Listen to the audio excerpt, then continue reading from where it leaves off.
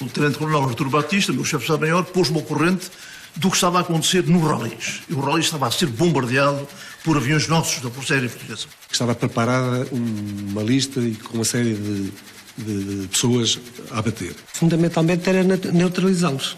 Do género, ou ele aparece ou nós matamos um de vocês.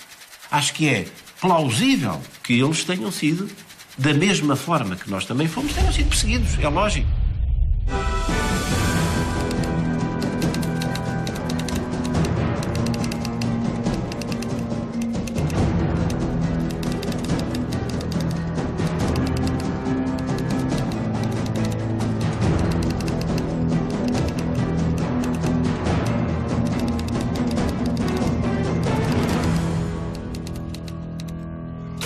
O poder organizado desapareceu praticamente, quer em termos civis, quer militar, quer de qualquer órgão de soberania com o 25 de Abril, e não foi reconstituído um poder, pelo menos um poder que funcionasse de uma maneira coerente e de uma maneira minimamente coordenada. E automaticamente aconteceu aquilo que é inevitável nestas circunstâncias. Começaram a criar-se poderes paralelos. Começou a gerar-se um confronto entre múltiplas visões para o que seria Portugal.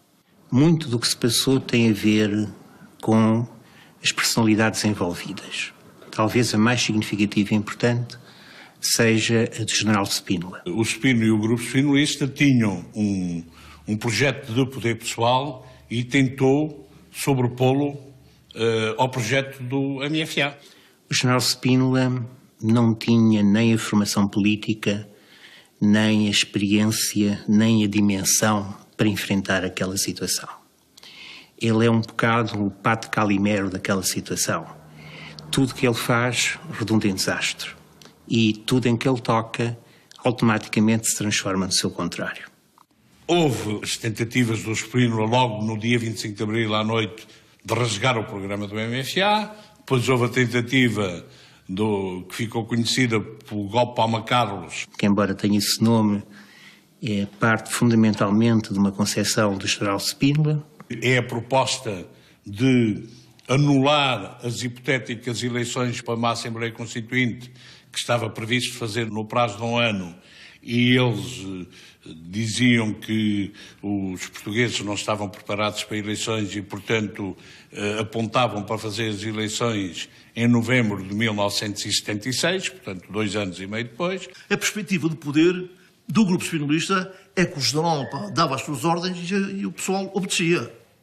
E quando ele assume a presidência por macaquice de Costa Gomes era um espartalhado, inteligente, e sabe que, quando se dá a Revolução, o 25 de Abril, quem é que tem o poder na mão, a força? As Forças Armadas, o MFA. E, portanto, não lhe interessa nada à presidência. A presidência vai ser um verbo de encher. E o Costa Gomes, que nós tínhamos escolhido para ser o Presidente da República a seguir ao 25 de Abril, o Costa Gomes prefere ficar com as filhas do Estado-Maior-General. E remete o Spínola, que era o homem da bancada, da varanda, o discurso, e remete o Spínola para a Presidência da República. E o Spínola tem conhecimento disto, imediatamente apercebe-se disto. Pensa, bem, fica tramado. Agora aqui na Presidência, no Palácio de Belém, o que é que eu faço? Como é que eu posso comandar as Forças Armadas, que era a vocação dele? O que é que eu agora posso fazer? Dou ordens a quem? Quem é que vai obedecer àquilo para que eu mandar? Ou que eu considerar? E, portanto, foge-lhe a questão do poder pessoal. Não tem as Forças Armadas, o MFA com ele na mão. Quem tem é o Costa Gomes. Para mim, os spinolistas eram um grupo democrático, e, portanto, mas tinha toda a direita não democrática colada a eles. Começa a haver tentativas de golpes, e fazem, inclusivamente, uma tentativa que é frustrada de prender os militares do MFA numa reunião do Conselho dos 20, que eram as reuniões que eram feitas em Belém. Falhou. Quando nós soubemos posteriormente isso, começámos a ir para as reuniões armados. Depois, ao 28 de setembro, o Spínola sai, mas continua a conspirar. Qualquer dessas tentativas não obedece a um plano coerente, não tem uma coordenação mínima, tem muitos centros, esses centros não se entendem uns com os outros, E o general Spínola não assegura, de facto, qualquer tipo de ação conjunta e, sobretudo, uma ação que seja pensada a vários níveis. Aliás, era um descanso para nós, onde os spinolistas se metiam, falhavam sempre tudo, faziam tudo em cima do joelho. O que é facto é que, cada vez que eles falhavam, isso provocava um avanço qualitativo, entre aspas, na direção da esquerda. O grupo que tinha uma visão mais radical e de aproveitamento das tentativas algamadoras dessa família spinolista tentou colocar, de várias maneiras, cascas de banana.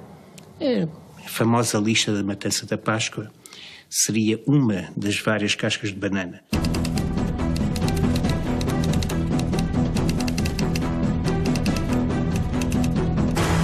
A lista da Matança de Páscoa, ouvi falar nela, nunca a vi. Não sei como é que surgiu esse pormenor da lista da Matança da Páscoa, a operação que iria ser desencadeada para eliminar fisicamente o general e os seus mais diretos colaboradores e tal. A lista, já não sei se eram 1.500, 2.500, era uma barbaridade, segundo, eu nunca vi lista nenhuma, nunca vi os nomes, mas o que é facto é que isso correu, não é? No dia 10 de março sou surpreendido na firma onde eu trabalhava por alguém que me vai avisar, atenção, que vai haver uma operação levada a cabo pelos comunistas, intitulada A Matança da Páscoa. Há uma longa lista de nomes em que o seu nome está incluído, para ser abatido. O general Spínola vinha sendo convencido e vinha sendo, digamos, assustado desde praticamente que tinha saído de Belém em setembro de 1974. E é curioso que quando eu estava no regimento de comandos com o coronel, com o Jaime Neves, já ele vivia de tal forma condicionado que nos pediu para lá irmos à casa dele, a Massamá, porque ele todas as noites via viaturas e faróis a rondarem a casa e via, pior do que isso, focos de luz que iluminavam a casa. Nós depois fomos lá, estivemos com ele, e dávamos muito bem, e descobrimos que os focos eram os projetores de umas antigas baterias de artilharia antiaérea de que a luz, e os soldados que lá estavam à noite brincavam com aquilo para ver os carros que ali andavam à volta, e os carros iam para ali, aproveitavam aquela mata para encontros amorosos. O golpe que nós preparávamos era um golpe a fazer porque queríamos que numa das reuniões do Grupo dos 20, com o Primeiro-Ministro e o Presidente da República em Belém, queríamos apanhar este grupo. O que é certo é que meia dúzia de semanas depois, pode ser uma coincidência, deixou de se reunir em Belém bissemanalmente o Grupo dos 20 com o Primeiro-Ministro e com o Presidente da República. Iam alternadamente, sem dias fixos, o que fez com que este golpe que estava a ser preparado tivesse que ir aguardando para que chegasse a uma altura em que voltasse tudo ao que era antigamente. Mas na realidade não voltou. Quando chego a um escritório que o meu pai tinha na Alameda das Minhas Torres, está à minha espera o Tenente Nuno Barbier para me falar da Matança da Páscoa.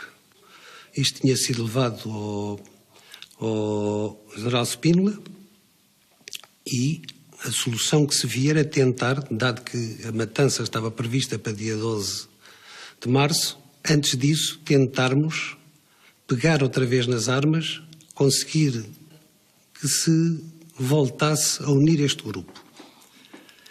E o Nuno Barbier diz-me: estão todos fora, és o primeiro que eu encontro de Marinha, vamos pôr isto a funcionar. Arranquei para a Base Naval de Lisboa para falar com o comandante Patrício e foi do gabinete dele, na Base Naval de Lisboa, que fiz os primeiros telefonemas. No dia 8 de março, uma das minhas irmãs tinha casado. O casamento foi em Fátima.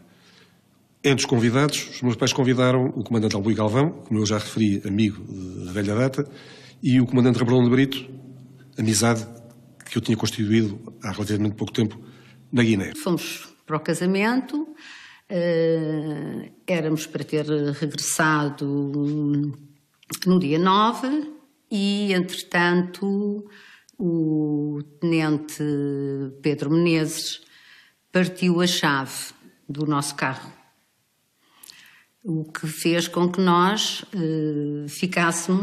acabámos por ficar em Coimbra, em casa dos pais do Zé Pedro Corte Real. Entretanto, no dia 10, eles recebem um telefonema, o marido recebe um telefonema para que eles se apresentassem imediatamente em Lisboa. O Benjamin fazia anos no dia 11 de março. No dia 10, fomos jantar no restaurante com os meus pais e os pais dele. Entretanto, alguém foi ter com ele ao restaurante e depois de uma breve conversa, ele voltou para a mesa e disse-me que iria sair, eu que pagasse a conta, que levasse os pais para a casa deles e que fosse dormir à casa da minha mãe. Tínhamos o sim do Salgueiro Maia com a sua coluna de Santarém, tínhamos o sim do Jaime Neves, tínhamos o sim da PSP, tínhamos o sim da GNR. Nós sabemos que está preparado um golpe. Sabemos que há uma base aérea que vai estar envolvida. Não sabemos qual é. Na noite de Tancos foi o comandante Calvão encarregue de preparar o movimento dos grupos que estavam na operação fora do esquema dos paraquedistas. Houve 2 grupos que foram destruir as antenas do Rádio Clube Português e outro grupo que estava preparado para, se o golpe se concretizasse, avançar para o Palácio de Belém. Todos esses grupos estavam definidos. Foi o comandante Alpuim Calvão que preparou, sobre instruções do general Spina, que preparou todos esses movimentos. Cerca das 11 horas, eu não tenho exatamente presente a que horas, eu quis falar com o Inês Almeida e telefonei para o Ralis. Está tudo calmo e não sei o quê. E quando digo ao telefonista, olha, chama-me aí o nosso capitão, liga-me ao nosso capitão de Inês Almeida que eu preciso falar com ele. Diz-me o telefonista, meu capitão, agora não posso ligar porque andam por aqui uns aviões por cima e eu não sei o que é que se está a passar. E eu percebi e digo, pronto, já começou.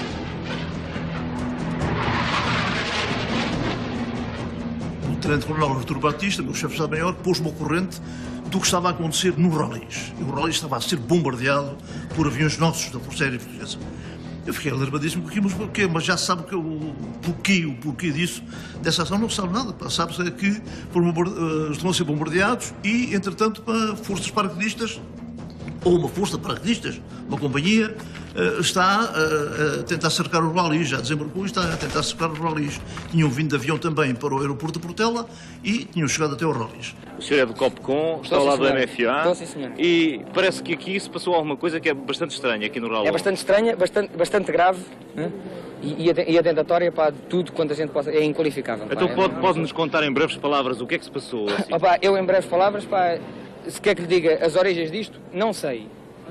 O comandante dos paras, segundo o gajo me disse, a mim, quando veio agora falar aqui connosco, diz que está do nosso lado, que estava na ginástica, que foi metido em 4 helicópteros e mandaram pôr aqui. Está uma companhia de paras aqui encostada nesta parede. Já sei. E portanto, os gajos, de repente, aparecem aqui 2 companhias de paras mais lançadas por Noratlas, não é? E eu não sei, atacar o RAL 1, atacar o RAL 1, antes disso fomos bombardeados pela Força Aérea. Um regimento considerado de tropa normal ser atacado por forças especiais com aviões a jacto, T6, paraquedistas, etc., de surpresa, foi de surpresa, nós temos um tempo de reação de escassos segundos. Nós dormíamos com as armas carregadas, portanto está a ver que foi, tentaram aterrar de helicóptero lá dentro para ocupar, foram recebidos à rajada e foram feridos.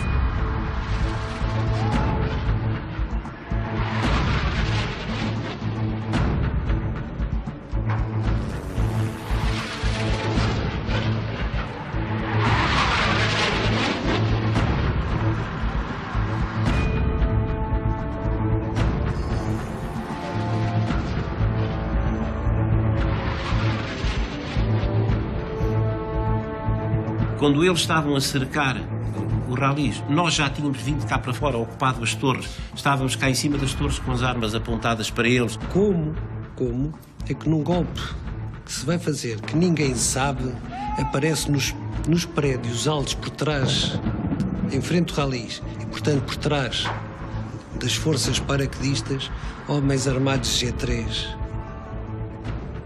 O que é que esses homens lá estavam a fazer? O que é que os informou? Nós temos informação de que se está a preparar um golpe. Temos essa informação que vem do Porto. E é o Corvacho, que é na altura o chefe de Estado-Maior da Região Militar do Porto, que vem, faz uma reunião connosco, com os elementos do MFA, da Comissão Coordenadora, e nos alerta para alguns dados que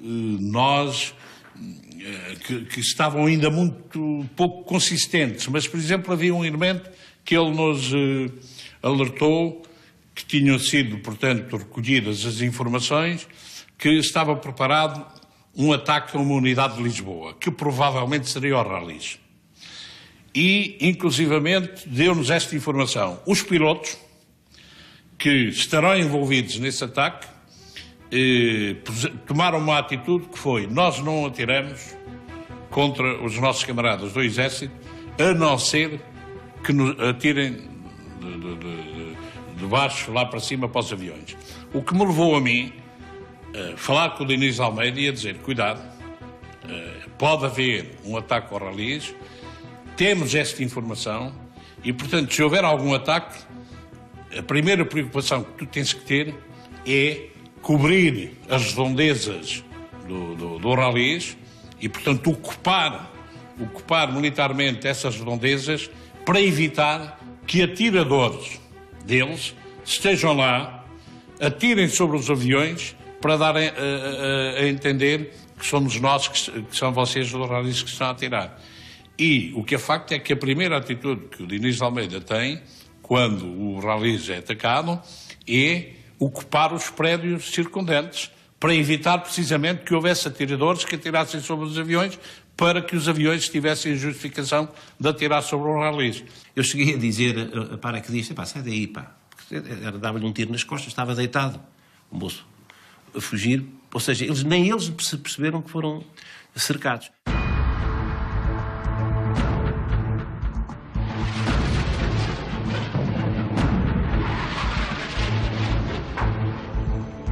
Quando o general se deslocou para a torre da pista de aviação e daí controlar toda a operação, pediu-me, porque fiquei na secretária que tinha o único telefone, para que lhe ligasse a Santarém ao Salgueiro Maia.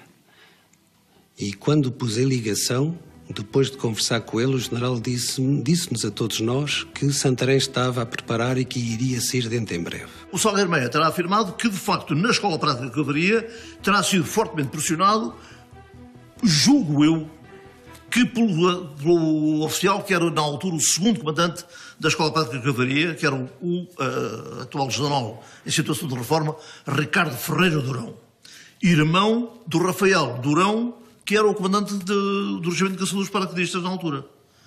E teria sido o Ricardo Ferreira Durão que teria pressionado o Salgueiro Maia para ele sair com uma coluna de blindados para vir apoiar o grupo contra-revolucionário em ação do Rallys. E que o Salgueiro Maia terá resistido.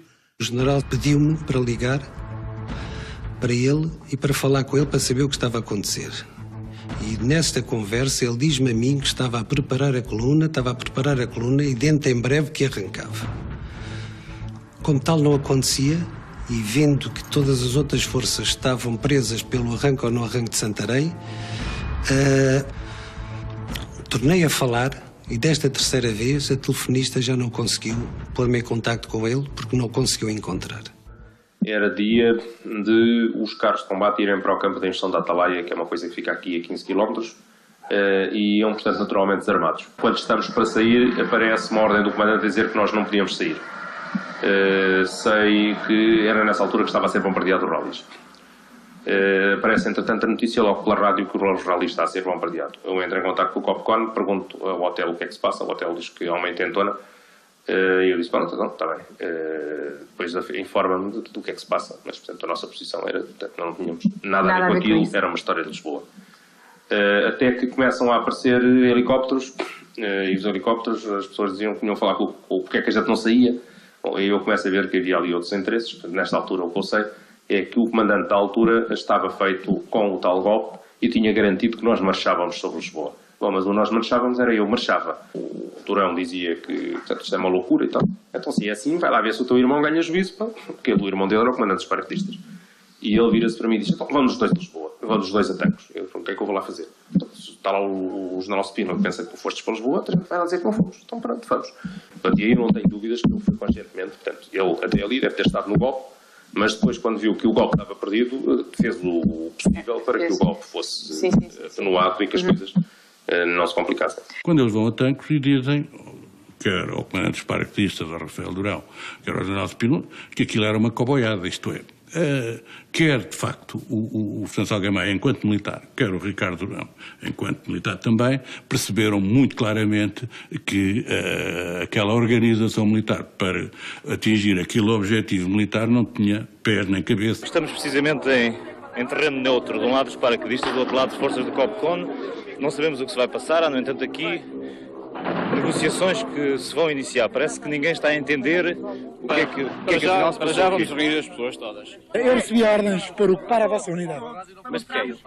Recebi ordens do meu comandante. Mas nós temos que calcular ordens do meu comandante também para não deixar ocupar, quer dizer, é o Brigadeiro Otelo. É absolutamente. Isso é absolutamente verdade. E o Carlos Fabião, chefe de Estado-Maior-General das Forças Armadas. Bem, quer dizer, por isso mesmo eu procurei, nesta fase de ocupação, dialogar primeiro para evitar mortes.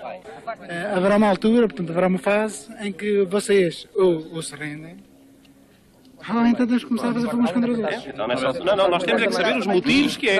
Nós vamos lutar por qualquer motivo, certo? E vamos a isso. Agora, os seus homens têm que saber o que é que estão a fazer, se estão a fazer uma traição, se estão a desobedecer às ordens estabelecidas, ou se não devem ter sido distribuídos panfletos desta natureza. Aí. Forma que lê.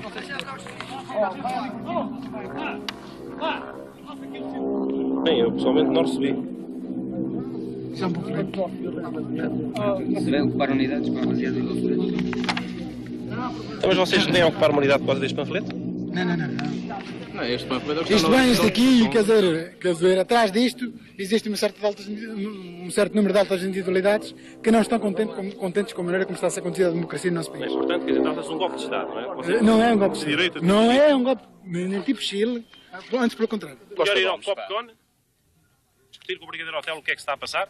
Sim, porque vocês receberam ordens para dar algum indivíduo, para louco, isto é uma loucura, para atacar com aviação um quartel, sem saber porquê, quer dizer, levar os seus homens a darem tiros nos meus homens, se calhar contra os interesses deles, não sei, não acha que é melhor irmos a isso?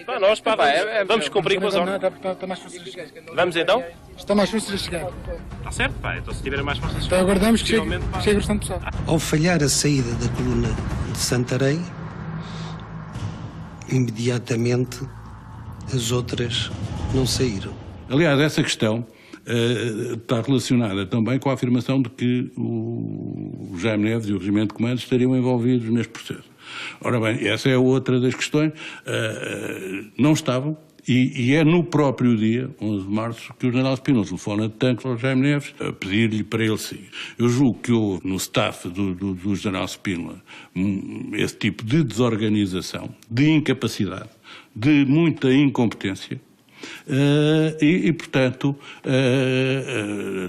aquilo surgiu como uma aventura. Eu acredito que, pela grande incapacidade de organização e de planeamento que eles demonstraram ao longo de todo o processo, eles tivessem feito tudo em cima do joelho e tivessem convencido alguns de que outros estavam metidos naquilo. Repara, eu quando ouço, mas fulano disse que o Salgueiro Maia estava metido, não sei o quê, eu até acredito que esse que diz isso esteja convencido que era assim, mas não era. Não era. Foi tudo, portanto, feito desta maneira. Há, de facto, o grande vigarista, não sei até que ponto arquitetou, inclusivamente, estes dados, estas informações, que os leva a escorregar na casca de banana. E a fazer uma coisa que, porventura, eles até podiam estar a pensar fazer melhor preparado, melhor planeado, fazer numa outra altura e que os leva a precipitar ao escorregarem na casca de banana. Saímos do regimento completamente enganados porque trazíamos uma missão completamente definida e afinal chegámos aqui, era precisamente totalmente ao contrário. Depois do general Spínola nos ter informado que, portanto, a operação estava borada e que teríamos que sair dali, já na base havia uma multidão enfurecida de civis e militares contra aquilo que nós estávamos a fazer, porque ao não saírem as forças todas devido à falha grave de Salgueiro Maia, os pontos-chave que deveriam ser guardados, que eram os emissores da emissora nacional, não foram. Portanto, por volta de 1h30, 2 horas, eles põem no ar, começam a pôr no ar mensagens de que os fascistas estavam a atacar o poder democrático, os fascistas isto, fascistas aquilo, e estes grupos, com civis à frente deles, avançaram. Entanto, havia um grupo que ocupava o posto de comando, a torre de controle, o edifício do comando. Esse grupo era liderado por fuzileiros e havia uma arruaça de elementos dos vários cursos de milicianos que funcionavam na base, que começaram por arrombar as portas dos carros, essencialmente Mercedes, em que se tinham deslocado os assaltantes, e das malas dos carros começaram a tirar armamento, e com esse armamento queriam fazer frente aos homens que estavam com o general Spínola. Eu fui tentar demovê-los disso, dizendo-lhe que eles eram aprendizes de feiticeiro, não sabiam trabalhar com uma arma, lá em cima estavam profissionais e, portanto, se tentassem fazer ali alguma coisa, as coisas complicavam-se. Para terem calma, que eu tentaria levar as coisas a bom termo. Na rádio começo a ouvir as notícias de um golpe de Estado e fiquei assustada e apreensiva. Portanto, já se falava, as horas foram passando e já se falava que as coisas estavam a correr mal para nós.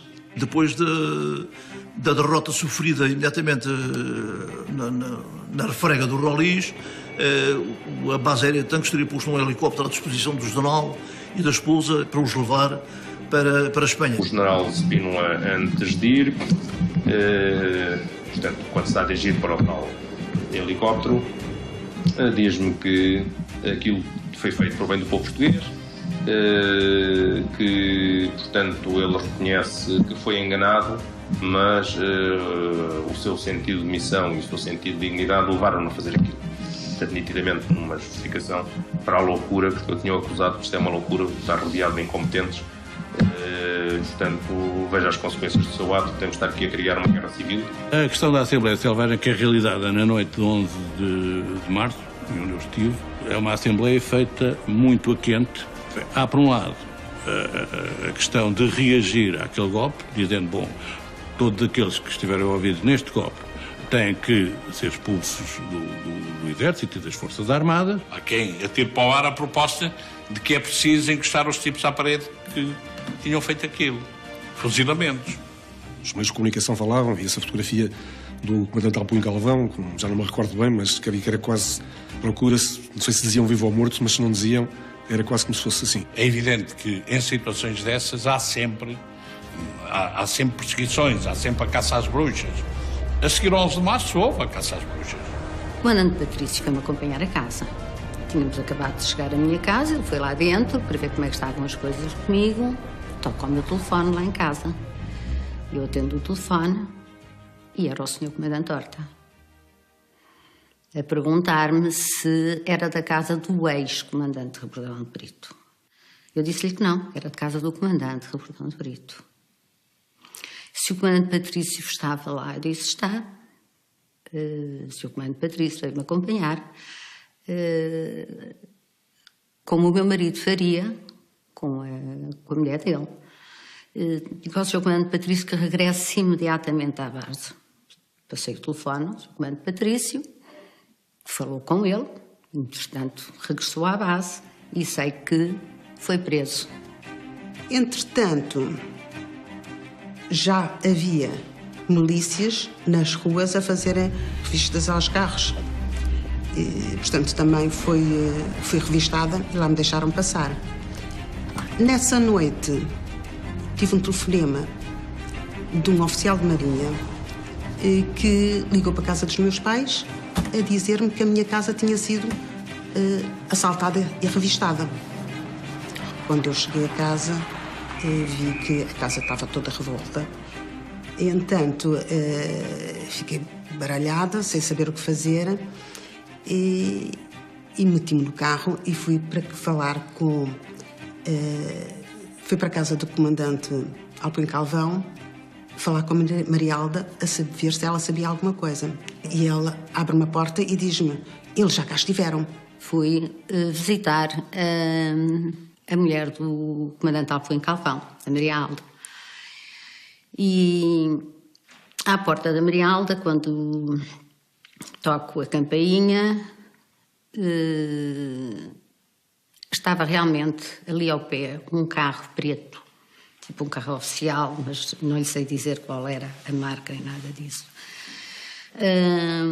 Sai uma pessoa que vem falar comigo e me diz com quem estão as mártires visitam-se. Qual é o problema?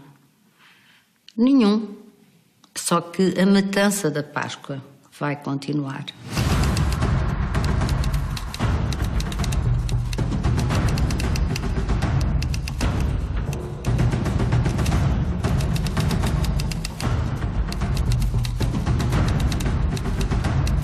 Tenho memória muito firme das ameaças de morte, nomeadamente por telefone, que eram constantes lá para casa, do género, ou ele aparece ou nós matamos um de vocês. Telefonemas durante a noite, a ameaçar disto, a ameaçar daquilo, o fascista vai ser morto, vocês morrem todos. O meu pai, a certa altura, eu penso que foi em Coimbra ou em Tomar, que entrou num café, penso que foi em Tomar, que entrou num café e que viu a fotografia dele na televisão. E que quando se preparava para sair, entrou um grupo de militares, que penso que andavam à procura dele, e que não o reconheceram. E foi nessa altura que ele então resolveu não vir para Lisboa, mas sim ir, portanto, passar a fronteira para a Espanha pelo norte. Resolveu também, portanto, fazer o trajeto, portanto, o princípio do trajeto a pé, nomeadamente por causa das barricadas que havia em vários pontos, e a determinada altura teve mesmo que participar nessas barricadas e revistou também alguns carros, introduzindo-se no meio da população e das pessoas que estavam a fazer as barricadas para poder passar despercebido. E chegou a Condeixa e telefonicamente contactou os meus pais e disse onde estava e estava a ser perseguido por todos os lados e está com as barricadas e aquela coisa toda. E então foi a minha mãe, até para me dar menos nas vistas, a minha mãe e um dos meus irmãos, Francisco, num Fiat 600, e dali seguiram para Esmoriz. Houve diversas vicissitudes, o comandante Albuim Galvão, numa florestal, saiu, viu a barricada e saiu do carro e ficou, depois de uma noite, dormiu no pinhal. Sei que também houve uma altura que esteve a dormir num cemitério, efetivamente. Procuraram vir passar as costeiras florestais de menor movimento, encontraram uma barricada. E nessa altura o meu pai sentiu a necessidade de deitar uma pasta que tinha consigo, com o seu bilhete de identidade e mais uma série de coisas que teve que deitar fora.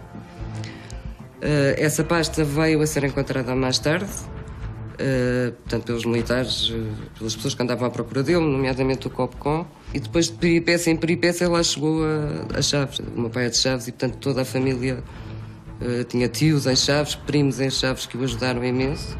O Rui Castro Lopo, que foi dos seus grandes amigos e que o ajudou imenso nessa altura. Essa gente toda chega ao meu pai através do comandante Alpin Calvão, porque o meu pai acaba por dar asilo a essas famílias todas quando ele estava em fuga do país.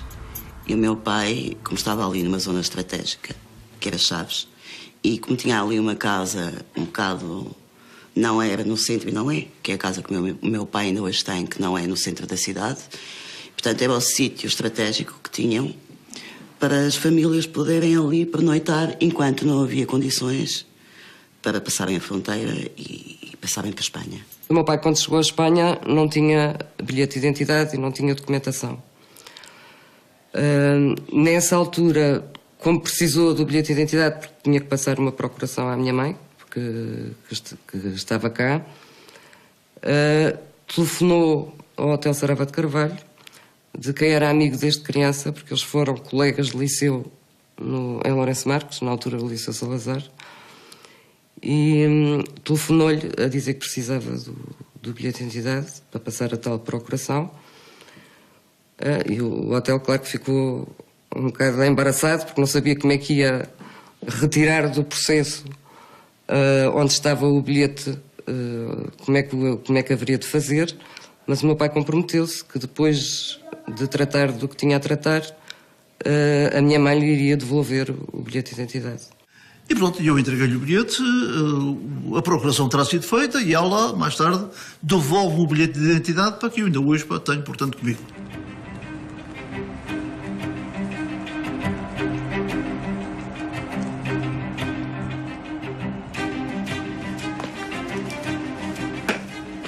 Muito bom dia, Sr. Coronel. Seja bem-vindo ao Museu da Escola de Fuzileiros. Sim, senhor, é uma honra e um prazer. Muito obrigado. Maria Rosário, quero manifestar-lhe o prazer que tenho em conhecê-la pessoalmente e manifestar-lhe também, nesta ocasião, a honra muito grande que tenho em fazer-lhe a entrega de um documento que está na minha posse há quase 40 anos e que é um bilhete de identidade do seu pai e meu amigo, o valoroso comandante Guilherme Almur de Alpim Calvão. Sr. Coronel, muito obrigada. E eu sei que naquela altura pôs a amizade acima de todas as outras. Uma questão de ética e de formação militar. Muito obrigada. Está na sua posse.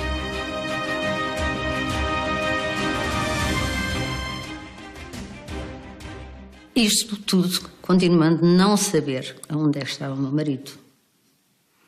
Se estava em Espanha, se entretanto eles tinham ido para o Brasil, não fazia ideia absolutamente nenhuma onde é que ele estava. Falo com a secretária do general Spínola e ela diz-me, o Alberto está no Brasil com o general. Mas eu não consigo, não tenho contacto nenhum, não me telefona, e ela diz-me, venha cá amanhã que eu vou falar com o general e fala com o Alberto. E foi assim que eu consegui falar com o Alberto, 2 semanas depois, 20 dias depois que eu soube que ele lá estava.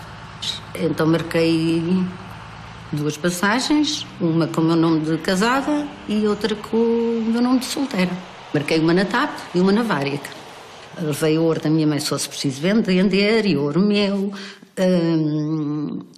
O dinheiro que tinha, na altura usava-se os saltos grossos. E um amigo meu, que é o tal que foi comigo à base de fuzileiros, furou nos saltos e enrolou-se o dinheiro todo e meteu-se o dinheiro lá para dentro. Não está assim umas peripécias que a gente hoje acha piada naquela altura. É claro que foi uma ansiedade muito grande até lá chegarmos. Benjamin e o comandante Roberto Brito já tinham trabalhado na Guiné, eram amigos, e quando se encontraram no Brasil, e eles resolveram, por intermédio de uma pessoa conhecida de lá, ir à procura de diamantes. Compraram um carro, mas era um Volkswagen Fusca, e faziam milhares de quilómetros por semana para ir a essa aldeia. Uma aldeia sem eletricidade, trabalhavam de sol a sol e andavam no garimpo. Pura e simplesmente chegavam a casa de vez em quando, com as roupas completamente enlameadas, e traziam umas caixinhas de fósforos com umas pedrinhas. E assim iam de semana a semana. Era muito interessante porque eles estavam muito entusiasmados, trabalhavam imenso, não estavam habituados a esse trabalho forçado, esse trabalho manual, mas lá iam fazendo isso. E uma vez tudo isso acabou quando esse Volkswagen Fusca se incendiou. 2 meses e tal depois, no dia 18 de maio, que era um domingo, que eu estava em casa dos meus pais e apareceu uma patrulha, um carro patrulha, aqueles Nivias, aqueles Volkswagens da PSP, bateram à porta e tal. A minha mãe foi-me acordar ao quarto, está ali a polícia e tal. Disse, mãe, não se preocupe. Então, desci e perguntei, o que é que se passa? Olha, desculpe e tal. Mas nós vínhamos aqui buscá-lo para o senhor prestar umas declarações e tal. Então transportaram-me, levaram-me para o quartel-geral, para Coimbra. Aí entregaram-me um mandato de captura que eu, assinado, pronto, onde diz o meu nome, diz ex-tenente Corte Real, da ordem da cadeia penitenciária de Coimbra, o ex-tenente Corte Real, por haver contra eles fortes suspeitas da prática do crime de associação de malfeitores. E tivemos ali umas horas e às tantas depois meteram-nos numa carrinha, uma caminhonete de transporte, uma escolta, 16 soldados armados de G3, nós éramos uns 4 ou 5, e arrancámos de Coimbra sem sabermos para onde íamos. Umas horas depois parámos à porta do Ralis, onde reinava uma grandíssima confusão. Uma manifestação enorme, com a extrema-esquerda, MRPPs e companhia, portanto, aos gritos, morte aos fascistas. E entramos, encostaram-nos à parede, uns metros uns dos outros, nariz encostado à parede, e tivemos ali muitas horas. De vez em quando entrava alguém,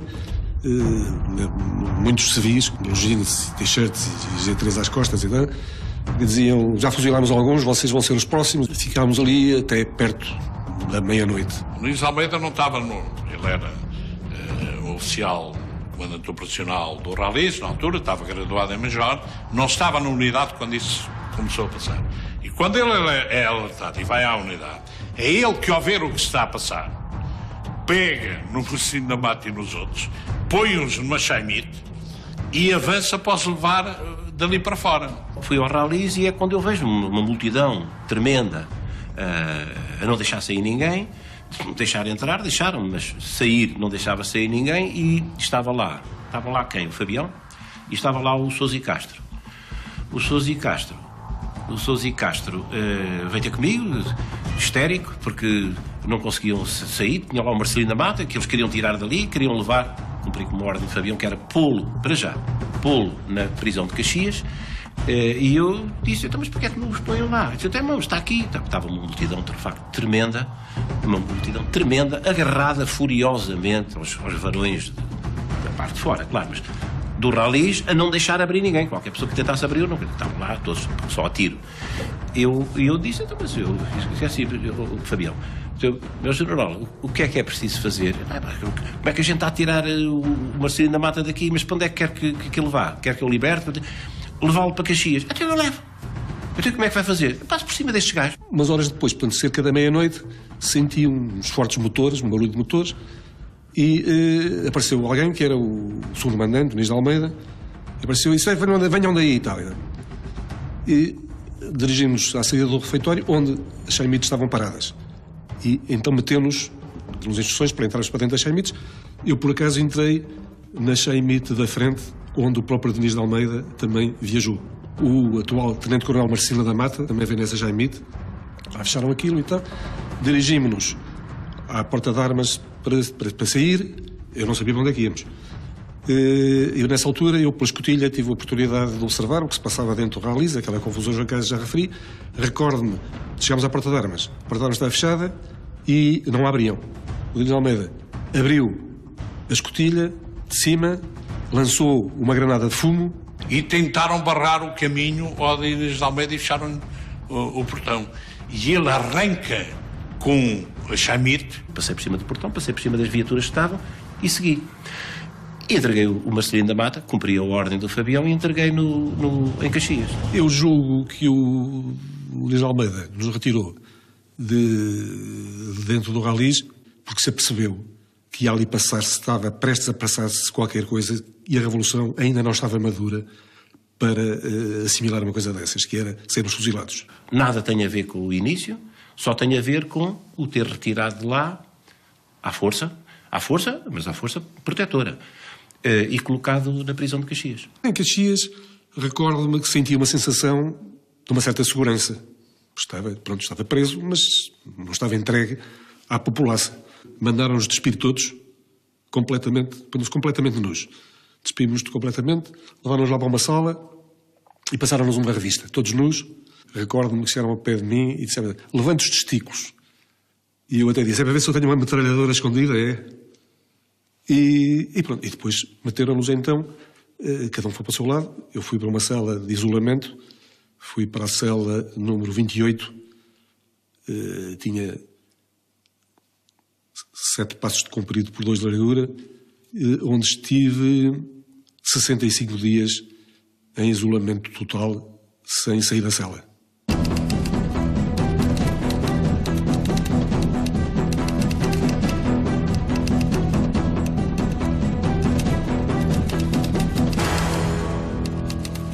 Depois do 11 de março, setores importantes ligados ao general Spínola e o próprio general Spínola também apostaram na inevitabilidade da guerra civil. A guerra civil vem aí. E logo vamos nos preparar para isso, mantendo e até acentuando-se por parte do general Spínola o seu grande realismo. Ele falava nos encontros que fazia no Brasil, nos encontros que fazia em França, dizia que tinha 5 divisões prontas a invadir Portugal, num caso até disse 10 divisões prontas a invadir Portugal, só existiam na cabeça dele, como é evidente. E era de um irrealismo tal que as instituições com quem falava tinham dificuldade em acreditar no que estavam a ouvir. Quem é que dá o pretexto real? É alguém português que dá o pretexto da matança da Páscoa? Para desencadear o 11 de março? Ou, de facto, para agências já europeias encarregadas disso? O Spínola, para mim, foi arrastado. A maior parte dos oficiais, se eu der credibilidade ao Punho Galvão, terão sido também apanhados de surpresa. Alguém terá lançado o alarme, alguém da área spinolista terá lançado o alarme. Tive conhecimento de que há uma lista de matança da Páscoa, querem matar o general, para matar o Rafael Durão, para e tal, e os spinolistas, não sei o quê, e portanto temos de fazer qualquer coisa. E então, rapidamente, para contactar o Rafael Durão, vão para Tancos e de lá aliciam para a base aérea 3 para que aviões da Força Aérea bombardeiem o Rolis e tal, e pronto, e desencadeia-se assim. E uma das coisas que marca todo este processo é a relativa moderação portuguesa. Por exemplo, permite uma comparação com outro acontecimento histórico, a Guerra Civil em Espanha. A Guerra Civil em Espanha teve dezenas de milhares de fuzilados. Dezenas de milhares, de ambos os lados, quer do lado republicano, quer do lado franquista. O sangue corria literalmente como rios pela rua. Em Portugal ouvimos falar no Campo Pequeno, ouvimos falar nos fuzilamentos, mas era só falar. Ou seja, em Portugal, mesmo assim, todo este processo foi bastante moderado. Foi à portuguesa. Muita voz, muito vocal, mas sempre que chegou a vias de facto, a verdade é que essas vias de facto foram contidas. O 11 de março é um excelente exemplo disso. Desde aquela cena inicial do ataque aos ralis, que depois termina com todos os abraços, a pedir desculpas uns aos outros. Uma cena que uma pessoa já às vezes tem dificuldade em saber se era uma comédia dos irmãos Marx ou se era mesmo a sério.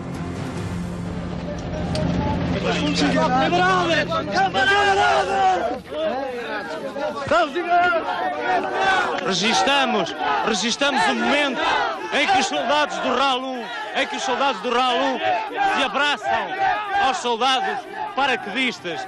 Este é um momento que ainda há pouco assim que não poderíamos pensar possível.